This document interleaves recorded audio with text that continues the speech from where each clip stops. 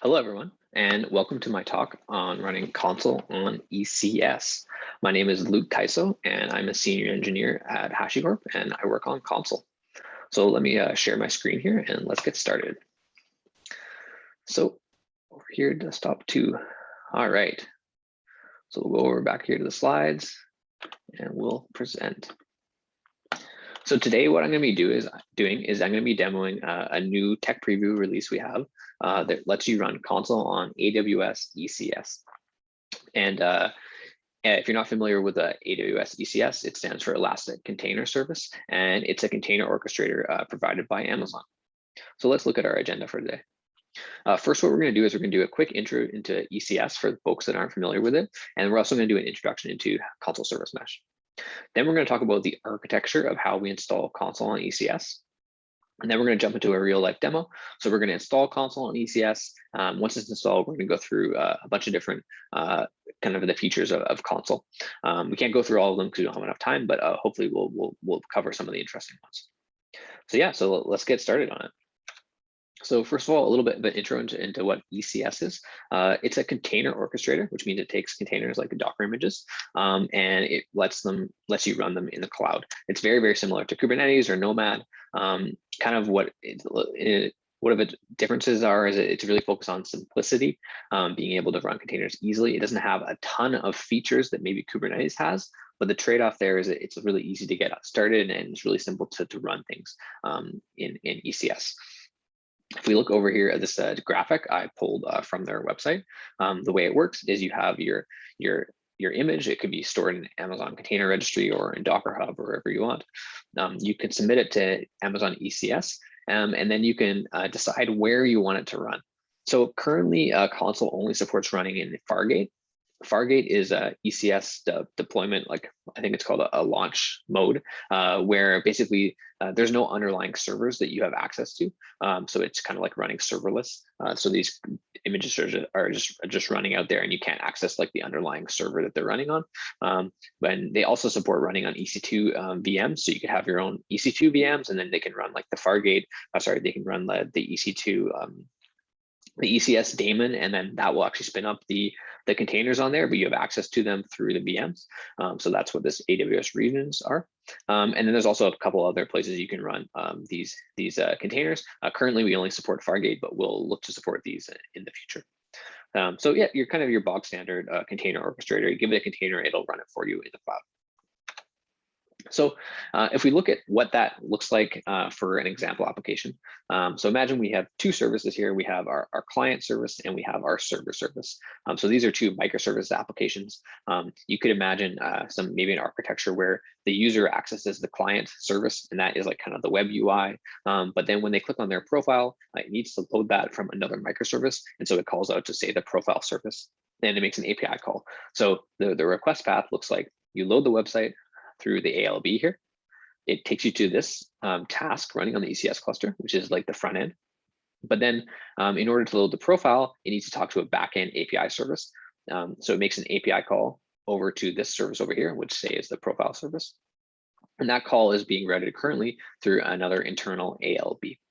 And so this is kind of a relatively standard organization, the way to run things in ECS. Instead of an ALB, you might use the service map, cloud map functionality, and then use Route 53 for that. But this is pretty simple, the way you run things in ECS. And so if we look at this architecture, there's a couple things that we may want to improve on it. One thing is we may want to have TLS, so encrypted traffic, going through all of these lines here. So you can put a certificate on the ALB here, but then if you want the request from the ALB over to your application to also be encrypted, then you need to like provision a certificate onto your application, which could be a little bit more work. Some folks might not do that. So that's something we might want to improve, is have all these requests encrypted. Another thing we may want to improve is we might want to have the ability to define rules about which applications can talk to other applications. Currently, you can do that through security groups, and so that is available to you. But typically, you might have these kind of these open in your ECS cluster, and so maybe there's something you want to do there around like authorization. In addition, like security groups only let you say like at kind of like the TCP level, which app can talk to which other app, but maybe you want to do more kind of fine-grained rules about how this application can only call this like /profiles endpoint on this application, but it can't call like a different endpoint, for example, like /admin or something like that. So that's something that you might want. So encryption, and then you might also want some ability to define these rules about what app can talk to other app. And then the final thing that you might want is this ability to kind of control traffic. So, say that this application is having some trouble, and you need to kind of make a request to it, and if it times out, you maybe need to make another request to it. It might be nice to be able to control that from this application without requiring a code change to this application. So maybe you want it to retry like 2 times or 3 times if the request fails, to kind of increase the reliability of your application if there's some network issues or whatever. So those are some of the things that we're going to look at that we can kind of accomplish with a service mesh. So the first thing we can do when we want to install a Consul on this ECS cluster is we're going to install the Consul servers. So currently we support running these as an ECS task, and in the future we'll support running these in our cloud platform or on EC2 VMs. So the first thing for now is just to deploy it as an ECS task here. So the next thing we're going to want to do is we're going to want to deploy some sidecars into this application. So a sidecar is basically another Docker container that runs in the same ECS task as your application. But this container it's not like the main functionality of the application, but it helps. It's a helper container. So it's kind of like a sidecar on a motorcycle. So yeah, that's what we're going to allow you to do here is we're going to let you add in some sidecar containers. They're going to help with being part of the service mesh. So specifically what we add in is a Consul client. This is going to be used to kind of control things. And then we also add in these Envoy proxies. So Envoy is a proxy. It's similar to like Nginx or HA proxy. It's a really high performance proxy. It's in the CNCF. It's created by Lyft. They donated it to the CNCF, and it's used for a couple of service meshes. And so what we're going to do is we're going to deploy these containers into your tasks. So now this is what your architecture looks like, but your routing is still going through these ALBs. And so now you're ready to actually have the routing go through the service mesh. So what you'll do is you'll redirect your traffic to actually route through the Envoy proxies. And now if we go back to kind of like the things that we maybe wanted out of this previous architecture, let's go through those again. So one thing we wanted encryption for all of our requests when they go across the task boundaries. And here we see that this request now is automatically encrypted. Consul will handle rotating all the certificates for you.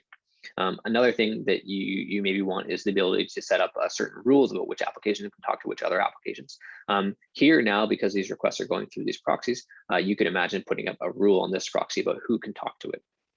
And you can do all this without changing the code for your application. And then we also talked about the ability to set up retries. Maybe this application is having trouble and you want it to retry the requests. Well, now you can configure this proxy here through Consul, and you can tell it, hey, when this request fails, like retry it up to 3 times. And you can make that configuration, and you don't have to redeploy your application. Excuse me. So yeah, you can just like kind of configure the Envoy proxy here through Consul, and we'll show you how to do that. And it can automatically do this retries. You don't have to redeploy anything. So you have this like ability to like live program your traffic, which can be really, really powerful. So that's kind of a whirlwind tour of what we're going to deploy here. So let's get into like the demo here. So the way that we support deploying first the Consul servers, which is our first step here, and also when we adding in these sidecars, is through a Terraform module. So if we go over to the registry here, and we search up Consul ECS, we'll see that we have this module here. So the module has 2 submodules. It has the dev server submodule and the mesh tasks submodule. So the dev server submodule is what we use to deploy the Consul servers. So what we want to do is we want to deploy this task over here, right? It's called a dev server because it's not like a really production ready server. We're gonna be working on that later. So we wanted to make it clear like it's a dev server. And so yeah, the way you do that is you use Terraform. You use this module here, and then you set a bunch of different variables that are required. So let's switch over to my editor here, and we'll go over here to this Consul directory. So here's the Consul server module that we're using. Its source is from the registry there, and we're using version 0.1.1. And then let's go through some of the variables we need. So we need the name of the Consul server. We need which ECS cluster to deploy to. We need the subnet IDs to deploy into. We're also going to be putting a load balancer in front of it so we can see the Consul UI. And so there's a couple of configuration options for that. And then finally, yeah, you have the logs, and we're going to be running this on Fargate. So that's pretty much it. It's pretty simple to run a task on ECS. So let's just go over to our terminal. And if we look here, we're checked out this example repo, which is going to be available later. And then, so if I cd into the console directory here, I should be able to run Terraform apply. And what that's going to do is it's going to I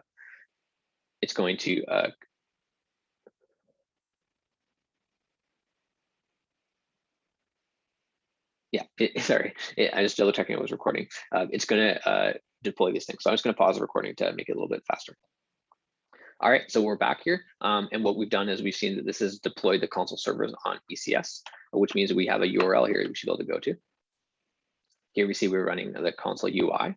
And if we go over to our ECS cluster here and we refresh here, we'll see that we're running one task there, which is the console server. So we've kind of accomplished round one here, which is this server here, but we don't actually have anything running. You can see that there's only one service registered, which is console itself.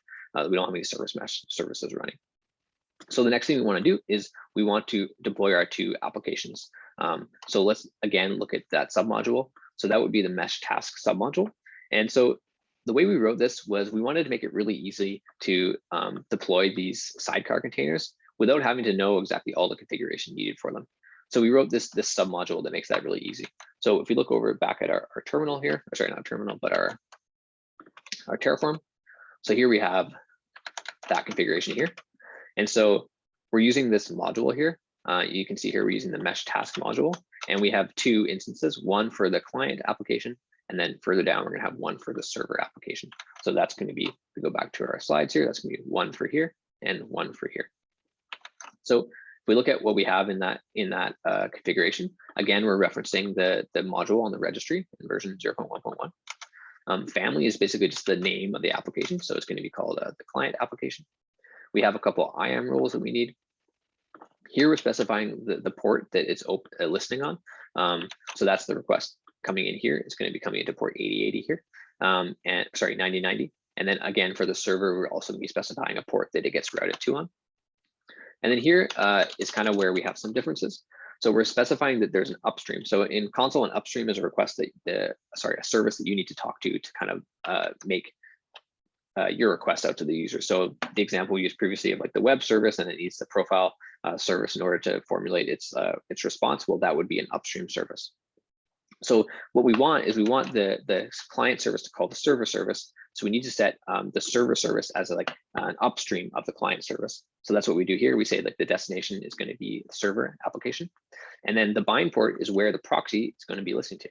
So if we look over here in the diagram, that means that when we switch over to the routing here, that the Envoy proxy is going to be listening on port 1234. And so when this application talks to localhost 1234, it's going to hit the Envoy proxy, and then it's going to route it over here to this application running right here. So if we go back to the config there, we'll see that we've set those two things. And then the other thing here is we specify our containers. So in this application, there's only one container. It's this one here. And then those two containers there, they're going to get automatically added in. So we're running an example application here. It's a fake service, excuse me. And then the only other thing to note here is that we have this list of upstream URLs. So here we can see that we're going to be calling localhost 1234, and we expect that to route over to that other application. I won't go through all the Terraform here. It's going to be available afterwards. So what we should be able to do here is just go over here and run that. So I'm going to go app into apps, and then I'm going to run Terraform, Terraform apply. And again, I'm just going to pause the recording because it takes a minute or two for all this to be provisioned. All right, and we're back. So we had all this Terraform execute, and really what all it was doing under the hood was, if we go back to our diagram here, it was simply spinning up these tasks here for us. So now when we look over here at our cluster, we should see two tasks, or three tasks, I mean, with the console server, and then our two application tasks. We have the client and the application, the server, sorry. And then when we go over to our console UI here, we should see these two applications listed. So we have the client app here and the server app here. If we click in here, we should see that in this topology view, we should see that the client application is calling the server application, just like we have in our diagram here with the client application is calling the server application. Yeah, so that's kind of what we wanted to do with everything. And in addition to like the client, we have the client application. We also have this UI for it. So we refresh it again here. So what we see here is the client application is calling out to the server application, and it's showing it through its UI. This is a kind of a nice little thing. It shows all the requests that are happening there. So that's what we wanted to deploy there. And so now what we want to do is we want to look at some of the service mesh features that are available to us. So one thing we want to talk about is we actually already have this encryption. It's already happening under the hood. We don't even know that it's happening because the request between the proxies isn't encrypted, which is okay because it's within a task. But automatically, these requests, when it's going across the wire here, it actually is already fully encrypted. So that's something we've gained here. The other thing we want to talk about is the ability to deny traffic, right? So Consul has this thing called intentions. And what it does is it lets you set authorization rules about which service can call which other service. So for example, what we could do is we could say that the client application, its destination is the server application. And we're going to say something like, don't allow. Deny that. We save it here. And now when we make this request again, it should fail. So we see here that it's getting a response here. It's failing. It's never working. What we can do is we can change that to an allow. Save that here. And now this request, it should work. Okay, it's not working with an HTTP 500, which is a different error. And that's because I've set this up as an example of something that's going to fail in the future. Every other request actually fails right now. But if I refresh here again, it is going to work. So you can see now that we can use intentions to kind of like immediately to control which service can wish to talk to other service. If we look deeper into these intentions, remember how I talked about security groups can kind of let you do this too, but we also have the ability to set up application aware intentions, which we're calling basically like set up certain permissions based on like which paths a certain application is allowed to talk to. So for example, you could say that like it's allowed to talk to slash, but it's not allowed to talk to say like slash admin or something like that. This application only talks to slash right now, so there's not any real point to change that. It also lets you control like which HTTP methods are allowed, and et cetera, et cetera. Cool. So that's intentions, and that's something we wanted to talk about here. So we'll leave this allow intention in place. And then let's also address another issue that we currently have. So as I mentioned, when you refresh this, every other request here is failing with HTTP 500. So if we go back to our diagram, just what's happening here is this application, it's 50% of the time it's failing with requests. So what if we had this application retry those requests so that it would actually work? In order to do that without a service mesh, you'd actually have to make changes to this application. You have to write like a for loop for I from 0 to 3 retry this request if it fails. But with a service mesh, you can actually control these things through configuration without deploying this application. So that's the next thing I want to show you. So if we go over to our editor here, we let you actually control Consul through these things called configuration entries, which you can also specify in Terraform. So I'll zoom in a little bit there. So let me just comment this out here, or uncomment it. And let's look at what we have here. So this is a Terraform file, and we're setting up our Consul provider, which lets us make basic configure Consul. And then we're going to configure three resources. So the first resource is for the server application. And what it's doing is it's setting its protocol to HTTP. And this is needed in order to have it know that, oh, it's an HTTP 500. This application uses HTTP. We're going to do the same thing for the client application. We're going to say, hey, that's using a protocol is HTTP. And then the other things to note here is that the kind of that configuration is called a service defaults configuration. And then the name is which service it applies to. So if we look at our Consul UI here,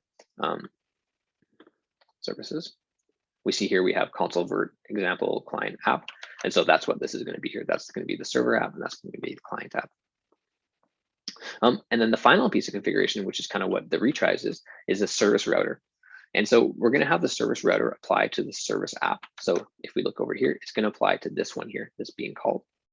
And what this configuration says is it's going to say, if you get a 500, retry up to 3 times.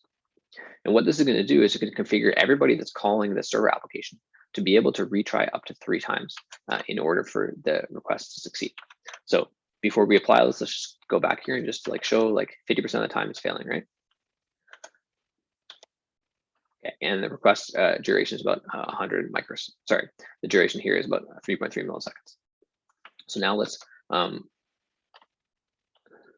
go back over here. We've uncommented that, so we should be able to go Terraform apply.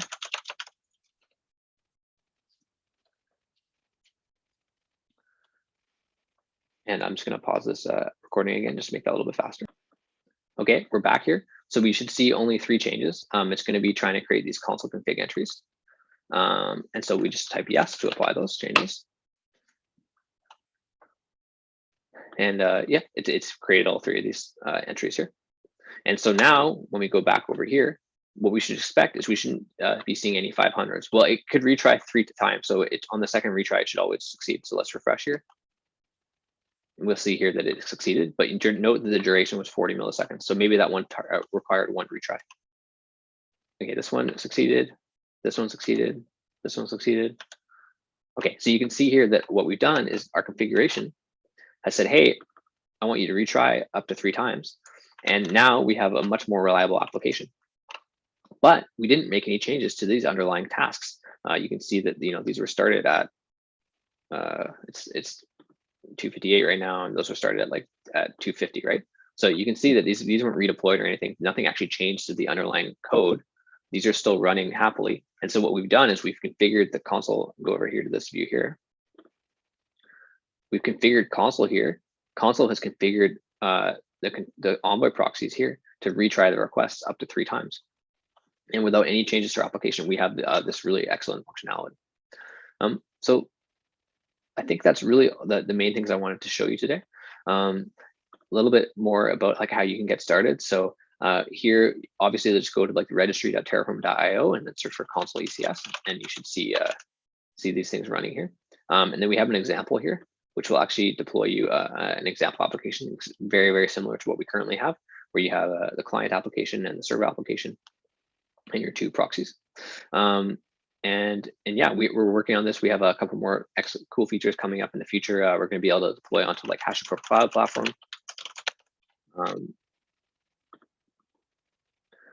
So you get HCP console, we call it HashiCorp Cloud Platform HCP. And so you'll have your server actually, instead of running, if we go back to this diagram, instead of the server running here in ECS, it'll be running on the cloud platform, so you won't have to manage it. And yeah, we have a lot of cool features coming up, but that's kind of the intro to service mesh. And there's lots more interesting things you can do around security and traffic control and observability, but we didn't have time to get into that today. So yeah, let me just switch back to present mode here and I'll show the final slide. So like I mentioned, you can go to the Consul website, docs/ECS. And also all this is going to be available on GitHub, all the Terraform I used. It's just going to be under LKISO and then Consul Virtual Day-ECS. And yeah, thanks for listening. My name is Luke Kaiso, and you can find me on Twitter at LKISO. And I'll be here for questions now if anyone has any. So thank you very much. Bye. All right, awesome. And we have Luke here, just like he promised that he would be. So this is great. Awesome presentation. So if you have any questions, feel free to drop them into the Q&A box. We'll go ahead and answer them here. While we're waiting for those to come in, Luke, you kind of hinted at some of the cool stuff that we're looking to do. You want to share a little bit about kind of what's on the roadmap for Consul and ECS? Yeah, as I mentioned, and let me know if you can't hear me. As I mentioned, what we're looking at is being able to run the Consul servers in a much more kind of production ready environment, which is going to focus on being able to run them in the HashiCorp Cloud Platform, which kind of takes away from a lot of the burden of operationalizing these things. And then yeah, we're also just really kind of open to folks trying it out and saying hey, I want to do it like this, I want this feature or whatever. So the roadmap, other than the HashiCorp Cloud Platform support, is kind of open. So yeah, interested in folks trying it out. Cool. We did have a question come in related to Envoy. So maybe you want to talk a little bit about so the question is, are retry joins or retries unique to Envoy, or can we do that with the built-in Consul proxy that we built? Yeah, thanks, Lauren. That's a good question. So in general, the Consul built-in proxy is really only for super kind of try it out use cases. But most of the really exciting service mesh features are only supported in Envoy. So including retries, but not just retries. Like there's a bunch of other things that aren't supported in the built-in proxy.